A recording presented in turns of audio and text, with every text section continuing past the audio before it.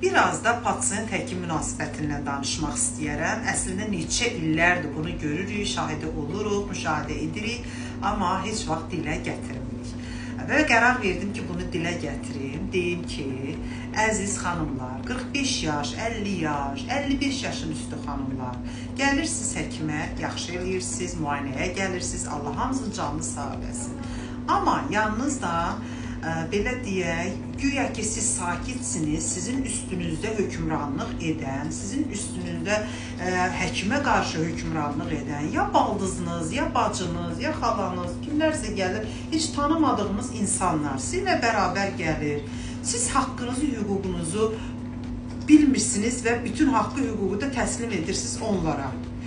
Problemi soruşuruq, onlar cavab verir. Sizə əməliyyat təyin edirik, onlar cavab verir. Xahiş edirəm. Tibbin bir qayda, qanunu, bir mədəniyyəti, mərifəti var. Olmaz belə. Əgər bir baldız gəlinlə gəlirsə, bacı ilə gəlirsə, bunu həqiqətən ürəyiniz yanaraq yerinə yetirin. Yəni, göstəriş üçün etməyin ki, siz ona görə canınız yanır, ona görə də ona təyin olunan, yəni pasiyentə təyin olunan əməliyyat mı, hər hansı bir müayinə mi, başlayırsınız onu ələşdirməyə. Özünüzü çox bilmiş göstərməyə. Nə qədər də çox bilmiş olsanız, 12-15 il təhsil alan həkimlə çox bilə bilməzsiniz. Ona görə də mən çox xahiş edirəm, bax, bu davranışlarınıza fikir verin.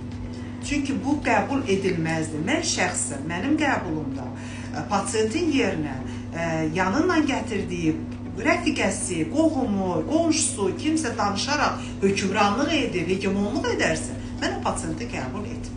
Ona görə də hər bir pasiyent hüququnu bilməlidir. Hüququnuzu bilin.